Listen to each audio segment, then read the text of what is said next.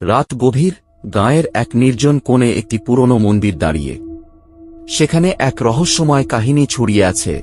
প্রতিবার পূর্ণিমাতে মন্দিরের পেছনে এক সুরের আওয়াজ শোনা যায়। গ্রামের লোকেরা ভয় পেয়ে সেখানে পা রাখে না। কিন্তু এক রাতে সাহসী রাজু মন্দিরের দিকে এগিয়ে যায়।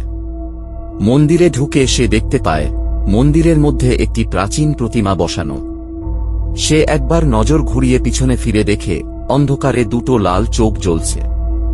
ভয় পেয়ে রাজু পালাতে যায়, কিন্তু পায়ের তলার মাটি ভেঙে সে নিচে পড়ে যায়। খুব দ্রুত তাকে কিছু একটা পায়ের নিচে চেপে ধরে। সে বুঝতে পারে মন্দিরের পেছনে যেসব শব্দ শোনা যায় তা আসলে মৃত আত্মাদের গোঙানি, যারা মন্দিরে বন্দী। আর তারা রাজুর মতো আরেকজনের শিকার চায়। সকালে গ্রামের লোকেরা তাকে খুঁজে পায় না। মন্দিরে শুধু তার গলার হার পড়ে থাকে।